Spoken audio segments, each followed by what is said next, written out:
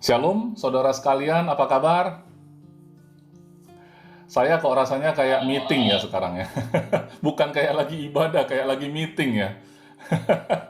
Dan juga kayak lagi lihat CCTV ini. CCTV di setiap tempat ya, orangnya ada di mana lagi ngapain gitu ya. Tapi kita bersyukur saudara, karena tahun 2021, ya kita bersyukur karena tahun 2021 ini sudah akan berakhir. Dan kita sama-sama merasakan perlindungan Tuhan. Siapa yang merasakan Tuhan melindungi saudara, memberkati saudara sepanjang 2021? Semua ya, semua. Saya juga percaya kita semua mengalaminya. Sekalipun apa yang kita alami bisa saja berbeda. Saudara kalau masih ingat tahun 2021 kita eh, punya satu tema yaitu worship and wisdom. Worship and wisdom sendiri, penyembahan dan hikmat itu sendiri, sepanjang tahun 2021 kita sudah dengar khotbah dari para pengkhotbah kita yang ada di Agape Grace Family, dari berbagai sudut pandang, dari berbagai situasi, kita diingatkan terus-menerus setiap minggu, ya kan? Kemudian kita sendiri waktu hidup sehari-hari di dalam usaha pekerjaan kita, keluarga kita, dan lain-lain apa yang kita lakukan, itu pasti mengalami dengan cara yang berbeda, saudara. Ada yang sampai cipta lagu, sih lagi ngomongin siapa tuh? Ada yang sampai dapat pewahyuan yang baru gitu, yang mungkin selama ini belum pernah didapatkan. Tapi mungkin ada juga orang yang merasa ya biasa aja, worship and wisdom. Jadi tahun depan, pada saat Pastor Paul mengatakan tahun depan kita punya tema yaitu, ada yang tahu? Ya boleh diketik di dalam kolom chat. Cih. Apa itu? Ayo, siapa cepat, dia cepat. Siapa cepat berarti dia cepat. Percaya saja. Tahun 2022, judulnya Percaya Saja. Victorious Rising. Ya, Victorious Risings ya. Berarti kebangkitan berkemenangan. Kebangkitannya risings ya, bukan rising kan. Risings, kebangkitan. Berarti kebangkitannya bukan dari satu aspek kan. Banyak hal itu penuh kebangkitan. Dan bukan hanya kebangkitan biasa, tapi kebangkitan yang berkemenangan. Masalahnya begini, kalau kita mendapatkan tema yang sama, bagaimana kita mengalaminya nanti, saudara? Kita dapat tema yang sama, kita dapat firman yang sama, kita mendengarkan pengkhotbah yang sama, ya kan? Setiap pengkhotbah bicara pasti ambil dari firman Tuhan, Alkitab. Pada saat kita buka Alkitab, Alkitabnya sama. Tapi pada saat kita mendengar, pada saat kita menghidupinya di dalam hidup kita sehari-hari, bisa jadi itu berbeda-beda, saudara. Bisa jadi itu berbeda-beda. Oleh sebab itu, hari ini saya memutuskan mungkin sifatnya bukan seperti khotbah, tapi seperti sharing bagaimana sih kalau seorang Iskandar gitu ya. Sebenarnya Iskandarnya nggak penting, cuman bagaimana diri saya ini selama ini menanggapi tema-tema setiap tahun, saudara. Menghadapi tema-tema setiap tahun saya sambut itu bagaimana sih caranya gitu loh. Kalau saya, ini jadi kayak testimoni juga ya saudara ya. Masalahnya tahun lalu, penutupan tahun ya, tahun 2020, ya saya juga berkesempatan sharing juga seperti hari ini. Penutupan tahun sekaligus juga tahun lalu itu saya bilang, tahun depan berarti 2021, itu adalah tahun yang penuh lonjakan. Lonjakan apa? Kalau saya bilang lonjakan, vaksin ditemukan dan orang mungkin bertemu kembali kan dalam secara fisik gitu kan. Ternyata apa yang terjadi? Waktu di tengah ternyata makin parah, ya kan? Dan banyak orang-orang yang kita kasihi juga terpapar waktu itu. Dan ada beberapa orang yang kita sangat kasihi juga meninggalkan kita, ya kan? Saudara kita El Sutopo kehilangan orang tuanya, saya kehilangan adik ipar saya gitu. Tapi maksud saya begini, apakah yang kita dapatkan tahun lalu, akhir tahun lalu tentang tahun 2021 ini ada lonjakan kesembuhan, angka-angka COVID itu akan menurun, apakah itu menjadi bohong ketika bulan 7, bulan 8, klaim asuransi di perusahaan saya aja melonjak gitu. sepertinya itu nggak mungkin, nggak benar jadinya. Sepertinya apa yang kita dengar di akhir tahun lalu nggak kesampaian di tahun ini 2021 gitu. Tapi ternyata di ujung-ujungnya, saudara, saya melihat benar loh. Saya nggak tahu saudara perhatiin nggak angka COVID memang sudah menurun sekali. Betul? Betul ya? Nah, jadi kesimpulannya apa? Kesimpulannya betul bahwa terjadi lonjakan kesembuhan, banyak sekali orang sembuh gitu loh. Dan tahun lalu saja gitu-gitu Pastor Dani dan Olivia tidak bisa berlibur kan. Ya, gitu-gitu tahun lalu nggak bisa, tapi tahun ini bisa loh saudara. Ini masih 2021. Jadi sebenarnya tidak bohong saudara, tidak bohong. Tinggal kita memaknainya bagaimana. Kalau kita penuh kekecewaan bisa juga kan? Ya kan? Misalkan bagi saya orang tua L adalah orang tua saya sendiri. Saya bisa saja kecewa. Tuhan, apa yang Tuhan sampaikan? Wisdom, worship and wisdom. Tuhan pasti tolong kita lah, gitu loh. Tuhan pasti tidak mau anak yang dikasihinya itu sakit, menderita sakit sampai dia harus meninggal dunia. Kita bisa aja protes. Kita bisa aja ngomong bahwa apa yang Tuhan sediakan di tahun 2021 itu nggak benar. Bisa aja kita punya attitude seperti itu, saudara. Nah, jadi bagaimana 2022 nanti? Kita mau terima victorious risings itu seperti apa? Nah, oleh sebab itu, saya ingin mengajak saudara, kita sama-sama melihat di 1 Tesalonika 5, ayat 23 sampai 24. Ya, 1 Tesalonika 5 ayat 23 sampai 24. Saya bacakan. Semoga Allah damai sejahtera menguduskan kamu seluruhnya, dan semoga roh, jiwa, dan tubuhmu terpelihara sempurna dengan tak bercacat pada kedatangan Yesus Kristus Tuhan kita. Ayat 24. Ia yang memanggil kamu, Yesus ya, adalah setia. Ia juga akan menggenapinya. Saudara, kita tahu, kita sebagai manusia diciptakan segambar dan serupa dengan Tuhan, sekalipun Adam sudah jatuh dalam dosa, bukan berarti setelah jatuh maka manusia itu mulai sejak Adam jatuh, dia tidak punya roh lagi. Ya kan? Tidak seperti itu, dia punya roh, jiwa, dan tubuh.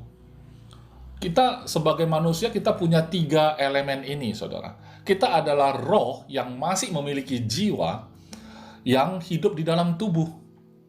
Ya kan? Tadi Aprisman nggak tahu ngapain dia bahas soal gempa, kemudian tergoncang, kemudian hampir mati. Kalau kita mati katanya ketemu Bapa di surga. Kalau mati, hanya kematian fisik saja, saudara. Kematian tubuh. Ya kan? Tubuh mati, selesai gitu ya. Tapi kita punya hidup kekal. Ya kan? Tuhan bisa berikan tubuh yang baru, tubuh kemuliaan. Itu bukan masalah, saudara. Yang jadi masalah adalah, sekalipun kita masih diberikan umur yang panjang, kita masih bisa hidup, bahkan sehat, tidak terpapar penyakit. Kita hidupnya sehat, secara tubuh kita bisa sehat. Tapi belum tentu dengan jiwa kita. Belum tentu kita secara jiwa, kita punya pemahaman yang benar, kita punya perasaan yang benar, kita punya kehendak yang benar. Pikiran kita belum tentu benar, perasaan kita belum tentu benar, kehendak yang kita mau lakukan belum tentu benar, sehingga melahirkan tindakan-tindakan yang nggak benar juga. Nah, bagaimana dengan roh? Roh pada dasarnya tidak ada masalah ketika saudara sudah menerima Yesus, roh saudara hidup bersama Roh Kudus. Itu bukan masalah. Jadi peperangan rohaninya bagaimana? Yang membuat kita ragu itu ada di mana? Semuanya kita tahu bahwa itu terjadi di dalam jiwa kita. Oleh sebab itu, kalau saudara ikut Grace Academy yang dibawakan oleh Pastor Paul, maka dia menjabarkan apa yang ada di dalam jiwa. Ya kan? Karena ini tempat kita selalu bergumul, saudara. Terjadi peperangan terus itu di dalam jiwa kita, gitu loh. Kadang-kadang kita dengar firman Tuhan, yang berontak kan jiwa kita. Kalau tubuh kita santai aja, ya kan? Jiwa kita yang mulai menganalisa. Benar nggak ini? Ini benar nggak gitu loh? Saya nggak rasa kayak gitu. Nah, itu semua ada di jiwa, saudara. Itu yang menjadi kita terima atau kita tolak. Itu adanya di jiwa, saudara. Nah, jadi hari ini saya mau testimoni Bagaimana saat kita mendengar firman? Bagaimana saat kita mendapat tema 1 tahun penuh? Bayangkan saudara, Victorious Risings. Bagi saya, itu permulaan untuk kita masuk tahun 2022 dengan cara yang begitu baik. Begitu baik, ya kan? Karena saya jadinya tidak peduli lagi tahun depan itu apa, tahun yang mungkin bisa ke luar negeri tanpa karantina lagi, bisa melakukan lagi aktivitas seperti apa, itu jadinya sudah nggak penting. Apakah vaksin yang level lebih tinggi ditemukan lagi? Itu menjadi tidak terlalu penting lagi. Kenapa? Karena bagaimana kita menyambut apa yang Tuhan siapkan bagi kita tahun 2022, bagaimana kita menyambutnya itu jauh lebih penting. Karena sia-sia ketika kita bilang sudah ditemukan vaksin, kemudian setelah kita vaksin tetap aja kita hidup dalam kekhawatiran. Masalahnya sama aja, betul nggak? Sudah divaksin tetap aja khawatir gitu loh. Terus apa yang mau kita ubah gitu loh? Tahun 2022 apa yang mau kebangkitan kalau kita mungkin untuk mempercayainya saja sulit gitu loh. Nah, kayak tadi ya kita baca tadi, semoga roh, jiwa, dan tubuhmu terpelihara sempurna. Saya lihat di kata asli terpelihara itu bukan kata asli deh. Bahasa Inggris, terpelihara itu preserve. Preserve, saudara. Preserve itu, saya tanya anak saya, karena anak saya lebih pintar bahasa Inggris daripada saya. Preserve itu termasuk menjaga kondisinya tetap seperti itu. Betul nggak? Pastor Olive, preserve itu apa? Preservation berarti pengawetan ya. Iya kan? Preserve itu juga mengawetkan. Artinya, kalau kita, roh, jiwa, dan tubuh kita itu sempurna, dipelihara seperti itu kondisinya. Kita awet ya. Kita tetap, roh, jiwa, dan tubuh kita tetap sempurna. Sampai apa? Tidak bercacat sampai pada kedatangan Yesus Kristus, Tuhan kita. Siapa yang percaya bahwa yang menggenapi ini juga adalah Yesus Kristus itu sendiri? Yang bisa menjaga roh, jiwa, tubuh kita, preserve roh, jiwa, dan tubuh kita tetap sempurna itu dan tak bercacat, hanya Tuhan Yesus sendiri yang memanggil kita. Karena dia setia, dia juga yang menggenapinya. Kalau seperti itu, berarti kita benar-benar sangat aman, saudara. Sangat-sangat aman. Tidak usah tergantung, tidak usah khawatir bahwa saudara akan gagal tahun 2022. Tidak perlu kita khawatir. Mengapa? Karena yang akan menggenapi itu semua, saudara secara roh, secara jiwa, secara tubuh, akan tetap terpelihara seperti itu. Awet. Diawetkan seperti itu, saudara. Sempurna dan tak bercacat, itu adalah kondisi yang sudah ada pada saudara, dan itu yang akan diawetkan oleh Yesus Kristus. Dijaga, dipelihara seperti itu terus, tidak pernah berubah gitu loh. Jadi, saudara, tidak ada pengawetan Anda yang dilakukan Tuhan bukan seperti makanan ya, saudara ya. Kalau makanan diberikan pengawet pun harus ada expired date, ya kan? Coba lihat di supermarket, produk-produk makanan. Walaupun dikasih pengawet, tetap harus ada expired date. Kalau tidak ada, itu bahaya sekali. Kan begitu. Dan apa yang Tuhan preserve untuk kita, itu tidak ada expired date, saudara. Karena Allah kita adalah Allah yang kekal. Amin. Kalau sudah diawetkan, ya awetnya kekal. Amin, saudara. Ya kan? Yang nggak kekal apa? Tubuh jasmani kita. Oke, sekarang saya mau mengutip apa yang Pastor Paul ajarkan dalam Grace Academy tentang jiwa, saudara. Ini testimoni saya ya. Saya ingat di dalam jiwa, pada saat itu Pastor Paul mengajarkan, di dalam jiwa ada 5 elemen ya, 5 hal. Dulu saya dapatnya, saya taunya pikiran, perasaan, kehendak. Ternyata pikiran itu sendiri, yang istilahnya dalam bahasa Inggris mind ya, pikiran itu sendiri ada 3. Jadi saya saya ikut saja apa yang Pastor Paul pernah ajarkan. Dalam pikiran kita, dalam jiwa kita ada yang namanya ingatan, saudara. Memori. Ya kan? Memori itu isinya apa?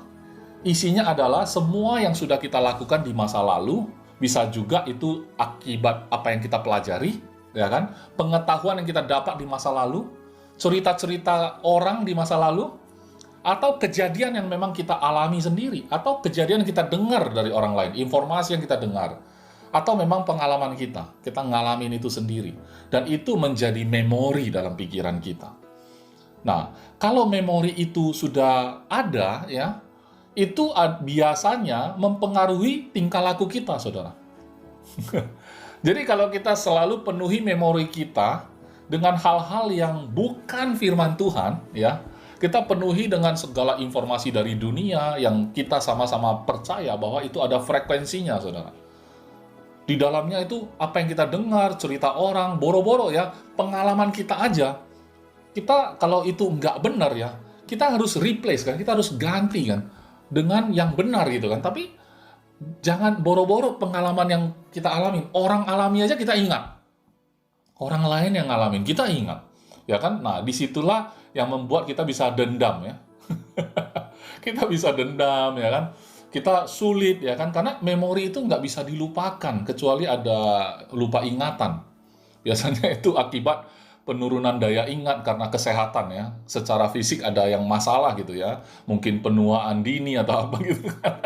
Atau saking banyaknya yang harus dia ingat. Akhirnya hal-hal yang menurut dia kurang penting tergeserkan. Jadi lupa dia. Ya kan? Cuman itu menjadi satu pola ya. Kalau kita sudah banyak memori, kita menjadikan kita punya kecenderungan. Punya kecenderungan. Menurut pengalaman masa lalu, kalau ketemu kayak gini harus gini. Ketemu gini harus begini gitu loh. Nah, itu memori.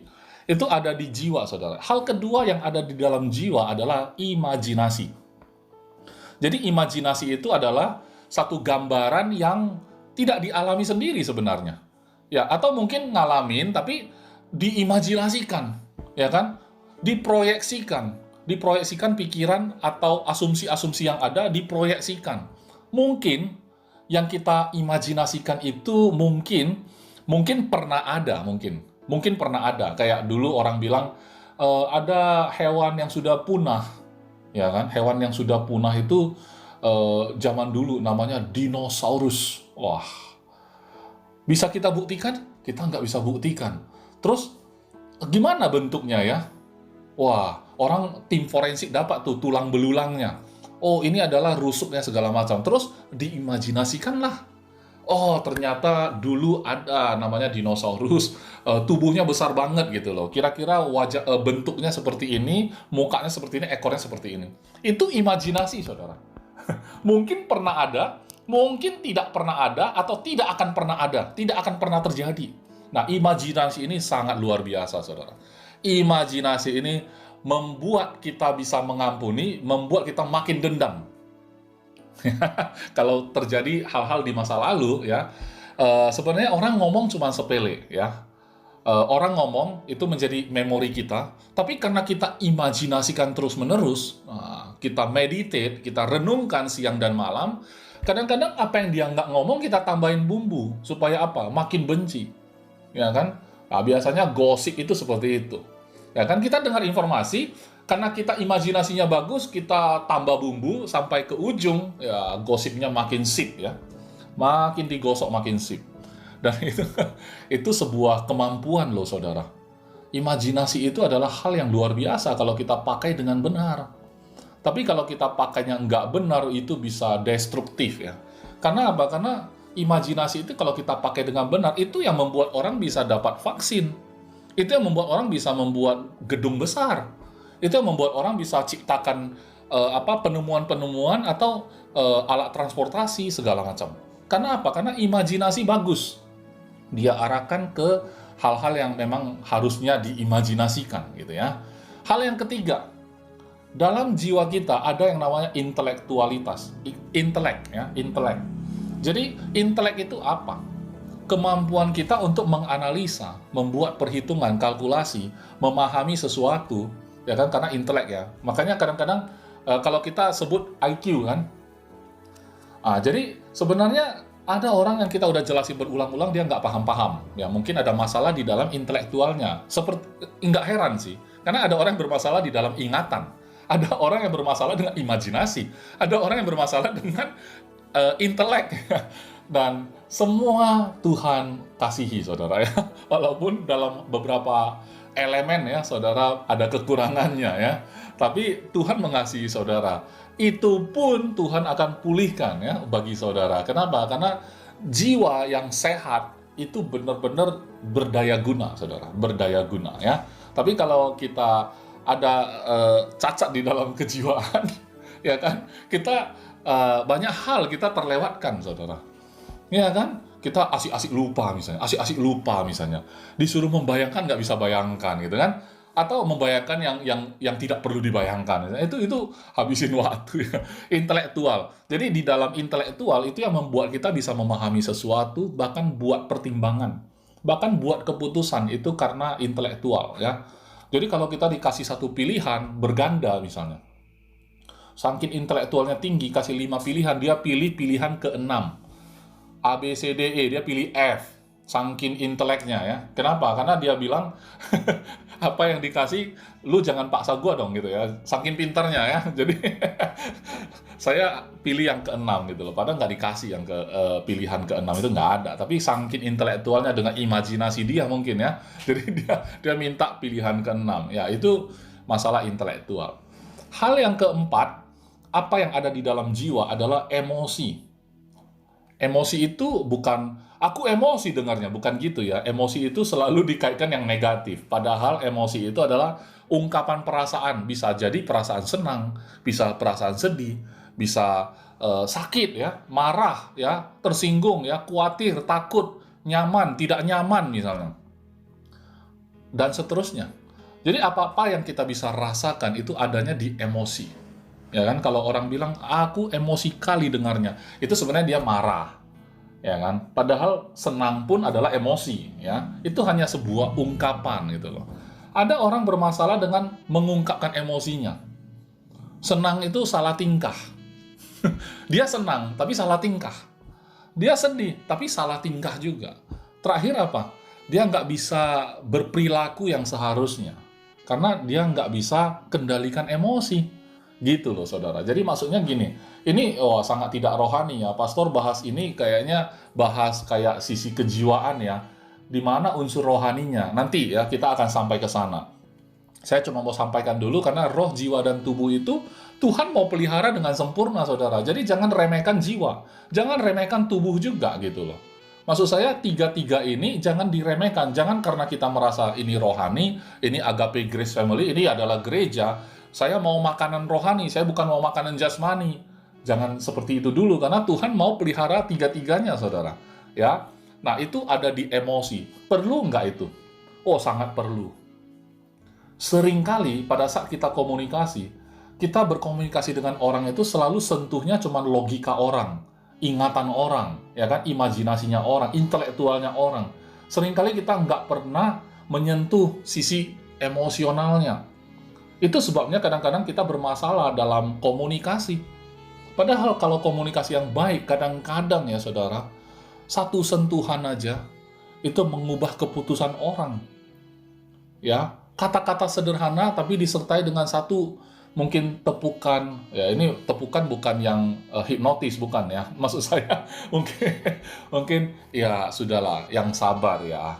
Cuman gini aja, yang sabar ya. Tapi karena saudara seorang yang sangat berpengaruh dalam hidup dia, cuman bilang, yang sabar ya, dia langsung nangis sejadi-jadinya dan dia sudah bangkit setelahnya. Tapi ada orang yang tepuk kan, yang sabar ya, kau sabar, kau pikir enak, coba kau jadi aku, langsung didamprat dan disemprot ya. Belum tentu juga ya. Jadi sebenarnya karena mungkin kita bukan siapa-siapanya dia, kita mencoba ngomong seperti itu, dia nggak bisa terima gitu ya. Nah, itu sisi emosi. Hal terakhir yang ada di dalam jiwa adalah kehendak.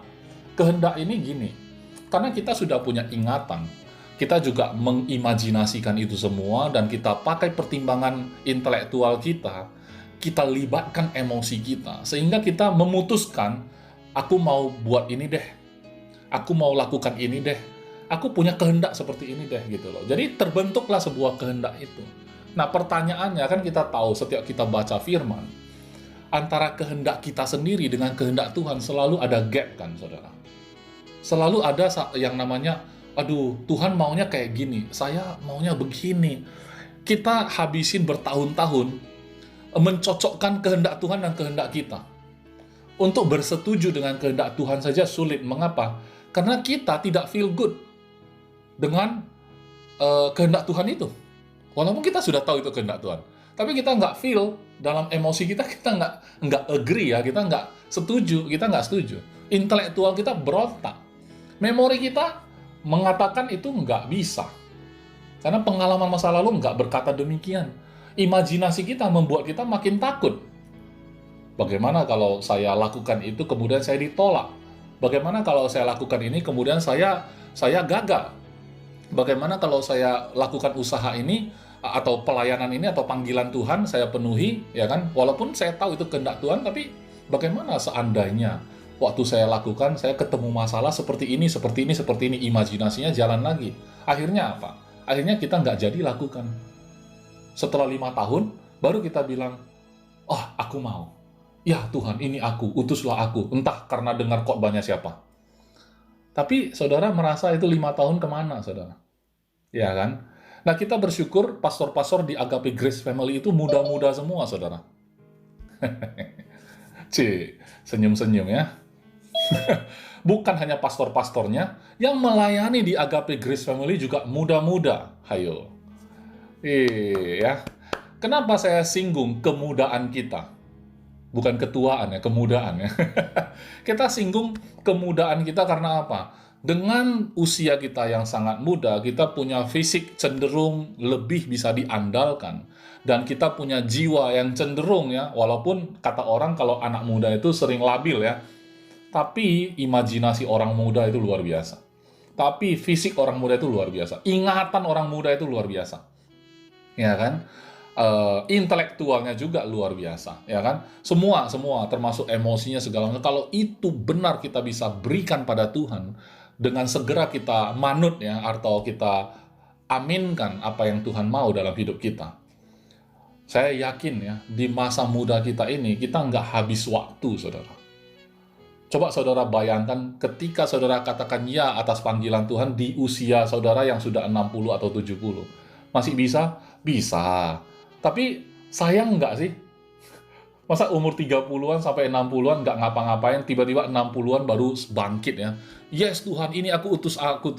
Ya itu pun Tuhan pakai ya saudara. Jadi jangan ini maksudnya jangan salah tangkap juga. Maksud saya, kalau saudara yang hari ini mendengarkan di usia saudara yang sangat muda, saudara mendengar Victorious Risings. Ya jangan izinkan Victorious Risings terjadi di tahun 2035. Kelamaan. Padahal itu tema 2022 gitu loh. Nggak lama-lama lagi. Beberapa hari lagi pun sudah masuk di tahun 2022. Kalau kita manutnya agree atau aminkan itu di tahun 2035, sayang sekali. Aprisman waktu itu udah umur berapa Aprisman? 2035. 13 tahun lagi. Berapa umurnya? Ya, ada masalah di memori mungkin ya. Berapa ya? Kalkulasi. Berapa? Oh, 43. Lebih muda dari saya. Wah. Lebih muda dari saya hari ini ya. Kata orang belum telak lah pastor ya. Masih lebih muda dari pastor. Saya aminkan di 13 tahun lagi pun masih lebih muda dari pastor. Wah, luar biasa. Berarti saudara semua bisa jauh lebih luar biasa dari kita-kita ya. Lebih luar biasa dari Iskandar, Pastor Daniel. Apalagi Pastor Paul. Pastor Paul masih ada. Tapi Pastor Paul luar biasa ya. Dia lakukan pelayanan bukan di masa tuanya, tetapi di masa mudanya pun dia sudah kesana kemari ya. Melakukan apa yang Tuhan taruh dalam hatinya. Panggilannya dia penuhi di masa yang relatif muda usianya. Sampai hari ini kita lihat dia nggak pernah tua kan saudara. Betul nggak? Setuju nggak? Nggak pernah tua kan? Jadi ini bukan khotbah ya, kita sharing ya, ini testimoni saudara ya. Dan saya percaya kalau kita punya pastor yang nggak bisa tua, ya saya juga nggak bisa tua. Saudara juga boleh ya, anggap itu juga porsi kita. Ya kita semua di Agape Grace Family ini nggak bisa tua gitu loh. Ya kan? Kenapa? Karena Tuhan memelihara roh, jiwa, dan tubuh kita, ya. Sampai Tuhan Yesus datang kita nggak pernah yang namanya tua, berapapun umur kita, ya. Oke, sekarang pertanyaan berikutnya, saudara. Kalau betul itu ada di jiwa kita, lantas sekarang pertanyaannya, boleh nggak saya pakai kemampuan jiwani tadi? Jiwani ya, artinya kemampuan jiwa kita itu, yang namanya ingatan, atau memori tadi, imajinasi, intelektual, emosi, kemudian kehendak. Boleh nggak kita pakai 5 hal ini? Jiwa kita pakai, intelektual kita pakai. Kalau orang yang tanda petik rohani, dia bilang, jangan. Kita harus bergantung sama Tuhan. Kamu baca di Yeremia 17, ayat 5-8. Terkutuklah orang yang bergantung kepada manusia, mengandalkan kekuatan sendiri, segala macam. Nggak boleh, ya, kita harus andalkan Tuhan. Nanti kita akan baca Yeremia 17 tadi. Kita akan baca, saudara. Cuman maksud saya, ketika orang yang rohani, tanda petik, dia mengatakan tidak boleh andalkan ini semua, apa yang dia lakukan? Apa yang dia lakukan?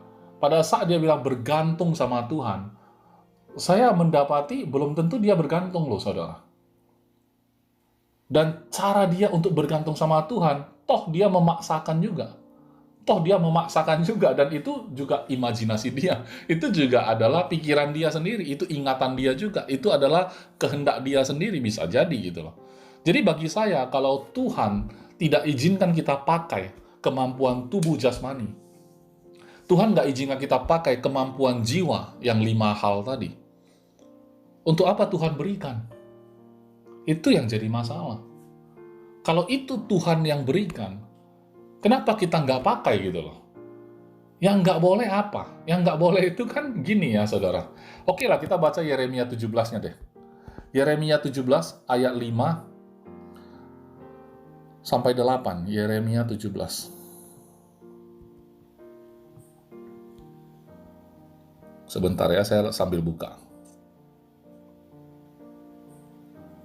Yeremia 17 ayat 5-8. Beginilah firman Tuhan, terkutuklah orang yang mengandalkan manusia, yang mengandalkan kekuatannya sendiri. Dia nggak bilang bahwa terkutuklah orang yang memakai manusia, memakai kekuatannya sendiri. Dia nggak bilang begitu kan. Tapi mengandalkan itu yang jadi masalah. Mengandalkan itu yang jadi masalah. Dan hatinya menjauh daripada Tuhan. Ia akan seperti semak bulus di padang belantara. Ia tidak akan mengalami datangnya keadaan baik. Ia akan tinggal di tanah angus, di padang gurun, di negeri padang asin yang tidak berpenduduk. Diberkatilah, ayat 7. Diberkatilah orang yang mengandalkan Tuhan, yang menaruhkan harapannya pada Tuhan. Ia akan seperti pohon yang ditanam di tepi air, yang merambatkan akar-akarnya ke tepi batang air, dan yang tidak mengalami datangnya panas terik. Yang daunnya tetap hijau, yang tidak khawatir dalam tahun kering, dan yang tidak berhenti menghasilkan buah. Jadi saudara, bahkan di dalam Yeremia 17 ini pun bukan dibilang tidak terkutuklah orang yang memakai kekuatannya sendiri, bukan loh. Tapi mengandalkan. Artinya apa? Silakan saudara pakai tubuh saudara, tapi sembari saudara tahu batasnya saudara ada. Betul nggak? Saudara tahu dalam jiwa saudara, memang ingatan itu pemberian Tuhan. Tapi bukankah kita sering lalai memasukkan memori-memori yang tidak semestinya dalam ingatan kita? Kita mengimajinasikan hal-hal yang tidak semestinya dalam imajinasi kita. Kita memikirkan, membuat pertimbangan, menghitung-hitung hal-hal yang tidak perlu kita hitung dengan intelektual kita. Artinya apa? Kalau kita pakai itu dengan baik, itu sangat luar biasa. Tapi saudara tidak bisa andalkan itu. Betul nggak? Artinya, saudara tahu ada titik-titik masa-masa di mana hal-hal yang terjadi tidak seperti yang kita inginkan. Saat itu terjadi, saudara ingat Yeremia 17 tadi. Jangan andalkan. Karena apa yang Tuhan mungkin izinkan terjadi dalam hidup kita, ya kan, di tahun 2021, hal-hal yang tidak sesuai dengan harapan kita, tapi toh terjadi juga. Jangan izinkan itu, jangan andalkan ingatan saudara itu. Kenapa? Karena disitulah letaknya Tuhan akan pelihara ingatan kita. Artinya, kita kembalikan pada Tuhan. Kenapa? Karena di Yeremia 17 tadi mengatakan, diberkatilah orang yang mengandalkan Tuhan dan menaruh harapannya pada Tuhan. Artinya, gunakanlah memori kita, imajinasi kita, intelektual kita, emosi kita, kehendak kita untuk berpusat kepada Kristus, saudara. Gunakanlah itu untuk berpusat kepada Kristus. Kalau saudara mau mengingat, ingatlah firman Tuhan. Kalau saudara mau imajinasi, imajinasikanlah Kristus sebagai pusat hidup saudara. Kalau saudara mau memakai intelektual saudara, saudara lihatlah Kristus. Dengan segala intelektualnya dia yang sempurna sebagai manusia, dia punya hikmat yang sangat luar biasa. kalau intelektual manusiawi itu sangat terbatas, saudara. Oleh sebab itu, jangan andalkan intelektual duniawinya kita. Tapi intelektual ada pada kita sampai hari ini, sampai kita mati nanti. Intelektual itu tetap akan ada. Ya kan? Apa yang kita pegang, hitungan-hitungan kita, kalkulasi-kalkulasi dalam pikiran kita, itu selalu akan melekat pada kita. Tapi kita nggak bisa andalkan saat kalkulasi yang kita pakai tidak sesuai dengan apa yang Tuhan minta dalam hidup kita. Ya kan? Coba saudara kalkulasikan bagaimana Yesus, persis contoh yang Pastor Paul pakai. Waktu perayaan Natal, Pastor Paul cerita soal anak Yairus. Ya, anak Yairus yang dibangkitkan oleh Yesus. Ya kan? Umur 12 dibangkitkan oleh dia. Dan talitakum, nah maka bangkitlah anak itu dari kematiannya. Nah, bagaimana kita menggunakan rasio kita? Apakah ada saudara mengenal keluarga saudara yang dibangkitkan dari kematian? Tidak ada di memori. Saudara bisa membayangkan, imajinasikan kalau suatu hari orang meninggal, ya, keluarga dekat kita mungkin meninggal, saudara di sana, saudara katakan talitakum, talitakum gitu. Saudara bisa bayangkan kalau benar-benar dia bangkit. Saudara bayangkan, imajinasikan kalau benar bangkit semuanya kabur. Tapi kalau misalkan nggak bangkit, saudara gimana itu di sana? Ya kan, orang bilang, ini orang kenapa? Tiba-tiba talitakum, bahasa apa? Ya kan? Dan nggak terjadi apa-apa gitu loh. Terakhir apa? Kita nggak berani ketemu orang jadinya. Kan gitu kan? Saudara bisa kalkulasi nggak pakai intelektual. Benarkah Yesus mengatakan talitakum bisa terjadi? Akhirnya kalau saudara mau setuju bahwa Tuhan Yesus akan menggenapi yang namanya Dia memelihara roh jiwa tubuh kita tetap sempurna dan tidak bercacat. Kalau saudara mau mengaminkan firman itu, maka saudara letakkanlah intelektual saudara, ingatan saudara, imajinasi saudara, emosi saudara, kehendak saudara. Letakkanlah di hadapan Tuhan. Berikanlah itu pada Tuhan. Izinkan Tuhan penuhi ruangan-ruangan itu. Izinkan Tuhan yang adalah firman itu sendiri mengisi memori saudara. Di dalam imajinasi saudara, intelektual saudara dipenuhi dengan apa yang menjadi makanan. Makanannya adalah firman Tuhan, saudara. Firman Tuhan yang kita baca, kita dengar, kita renungkan, ya kan, mengisi seluruh jiwa kita. Maka kalau sudah terisi, saudara lihat, kok dalam tindakan-tindakan saya nggak perlu pergumulan tuh. Saya tidak kayak sulit gitu ya melakukan apa yang Tuhan mau. Sementara banyak anak-anak Tuhan, orang Kristen, sangat bergumul. Untuk satu hal saja bergumulnya sampai tahun-tahunan. Nanti doa itu kayak bergumulnya itu, saya sudah menggumulkan ini 2 tahun saudara, gitu ya. Dalam testimoninya, 2 tahun saya bergumul saudara. Akhirnya Tuhan adalah setia dan adil. Akhirnya Tuhan memberikan saya tepat pada waktunya saudara. Tuhan tidak pernah terlambat saudara. Tapi padahal dalam hati, kalau Tuhan berikan lebih awal mau nggak? Ya mau, mau. Tapi kan kita sendiri ya karena kita juga itu sudah punya memori-memori rohani ya, tanda petik ya. Ya Tuhan tidak pernah terlambat, segala macam testimoni orang masuk ke memori kita.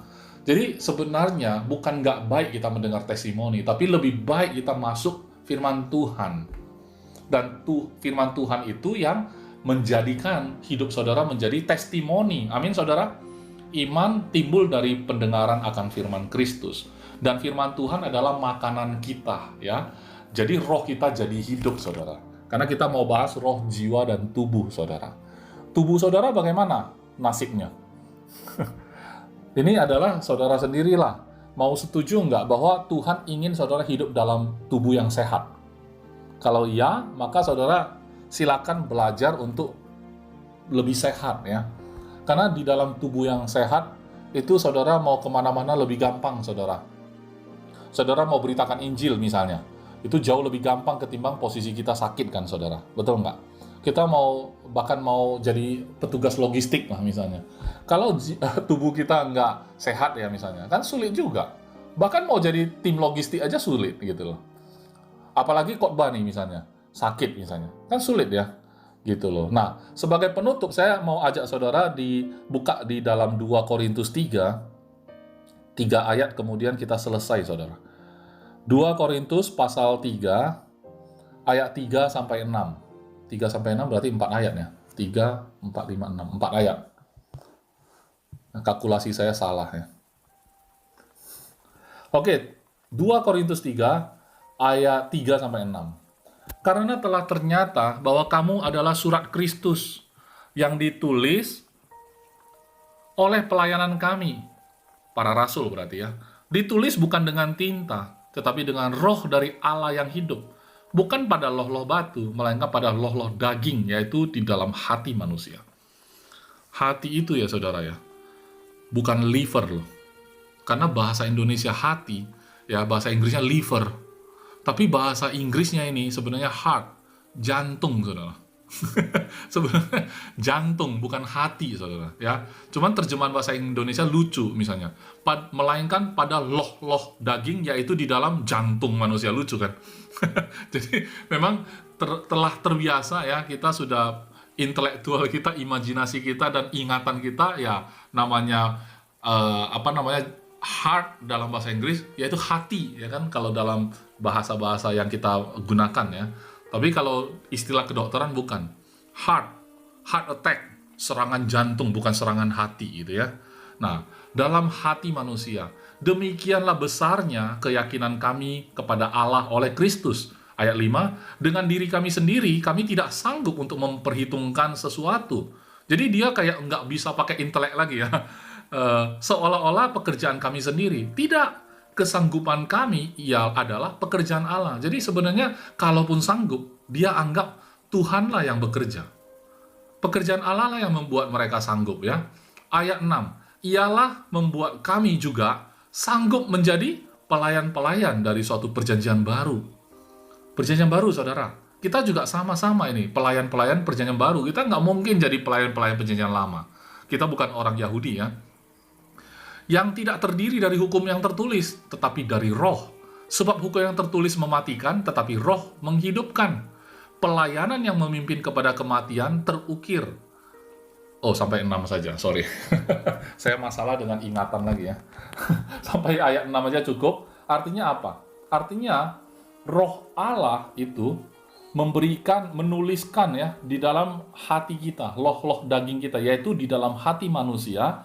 Sehingga apa? Sehingga apa yang kita sanggup dalam hidup ini, itu adalah pekerjaan Tuhan sendiri. Artinya gini, kita nggak pernah lagi menganggap ya, pada saat kita pakai tadi jiwa kita, menyambut 2022. Saya percaya, saya terima, saya setuju sama Tuhan, tahun 2022 penuh kebangkitan yang berkemenangan. Saya percaya, saya terima, saya yakini, saya setuju, saya aminkan misalnya. Maka nanti, saat 2022, saudara perkatakan, bangkit, talitakum, ya kan, atas bisnis saudara, atas keluarga saudara, atas apapun yang menurut saudara sudah tidak punya nyawanya, saudara bangkitkan itu semua, saudara katakan itu semua, saudara lihat, ternyata itu pekerjaan Tuhan semua. Karena saudara tahu bahwa roh Allah itu yang menuliskannya bukan di dalam loh batu. Ini bukan untuk pengetahuan saudara. Ini bukan untuk catatan sejarah kita. Tetapi ini untuk kehidupan saudara dan saya. Tahun 2022, saudara lihat sendiri gitu. Bagaimana kita mengimajinasikan itu terjadi. Bagaimana kita menjadikan ini sebuah kehidupan kita yang menjadi surat yang bisa dibaca gitu loh. Nah, saya teringat waktu di komunitas saya bermotor ria ya, motoran. Di sana banyak orang-orang yang bukan orang percaya.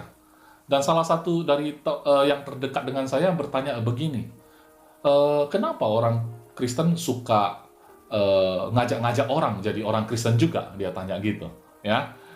Dan dia bukan Kristen. Dia bilang, kenapa ya? Cuman agama Kristen lah yang paling suka ngajak-ngajak orang untuk jadi orang Kristen. Dia bilang begitu. Saya bilang begini. Saya bilang, sebenarnya saya punya teman juga, dia vegetarian, saya bilang. Dia juga tipe yang suka ngajak-ngajak orang ikut-ikut vegetarian. Kamu tahu nggak kenapa? Saya bilang. Kenapa? Karena di pandangan dia, kasihan banget lu makan daging gitu loh. Daging itu bukan makanan, itu hewan yang bunuh gitu supaya makan dagingnya, itu bukan makanan sama sekali. Dia kasihan banget sama kita yang sudah tersesat ini. Makanya dia pengen mengajak kita ikut jadi vegetarian, saya bilang. Nah, itu juga yang dirasakan orang Kristen ketika dia merasa bahwa dia mendapatkan hidup kekal. Kemudian ada orang yang hidup dan menuju kepada kebinasaan, jadi dia merasa ingin menolong, makanya dia ngajak gitu loh. Terus dia bilang, oh, sebagus itukah? Kalau betul bagus, kenapa kamu nggak ajak saya? Kata dia gitu. Lucu kan, saudara ya? Kenapa kamu nggak ajak saya? Saya bilang, karena saya tidak perlu pakai ucapan. Di dalam Alkitab, saya bilang, dikatakan bahwa kita ini adalah surat Kristus, ya, yang bisa dibaca kapan saja. Saya tidak perlu ngomong banyak, ya kan? Hidup saya dekat sama kamu, kamu tinggal lihat hidup saya, itulah pemberitaan, ya kan? Pemberitaan Injil saya gitu loh. Tidak perlu saya pakai mulut untuk mengajak-ngajak kamu gitu loh. Oh, ternyata begitu ya. Jadi maksud saya gini ya, saudara. Benar ketika Victorious Risings menjadi kenyataan realita dalam hidup saudara dan saya di tahun depan gitu ya, dan tahun-tahun berikutnya. Jadi ini yang jadi persoalan juga ketika kita bilang ada judul, setiap tahun ada topik, ada tema. Saudara pikir Worship and Wisdom tidak berlaku lagi, ya? Resolute Agape tidak berlaku lagi, ya kan? Karena sudah lewat gitu kan. Ini yang paling baru, lagi trending ya, Victorious Risings. Bukan begitu.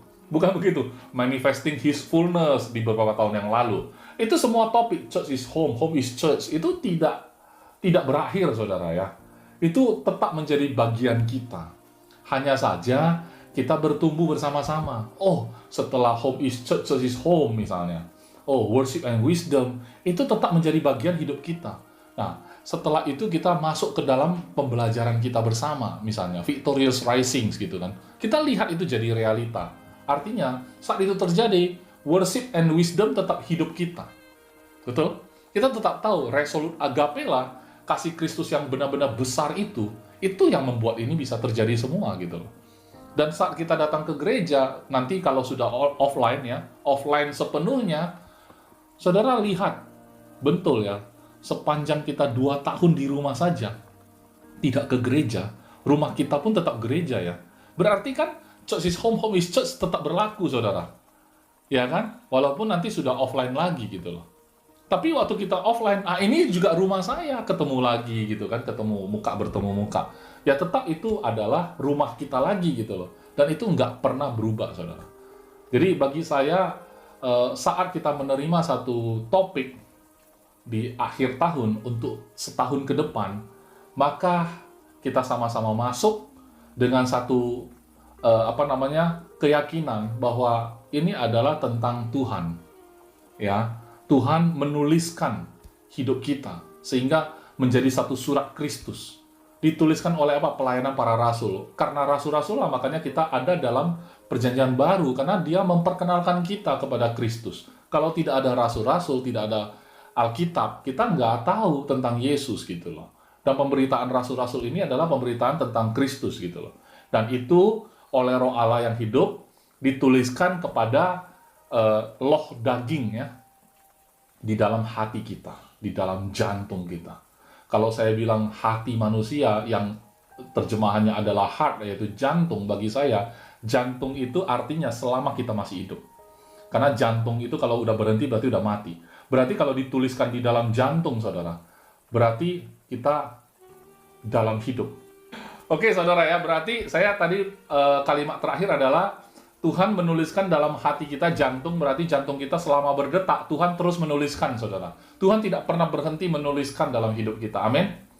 Di dalam setiap detak jantung kita, setiap detak jantung kita, Tuhan akan menuliskan, amin?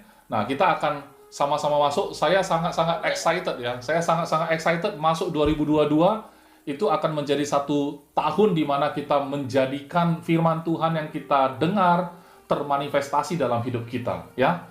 Mari kita berdoa.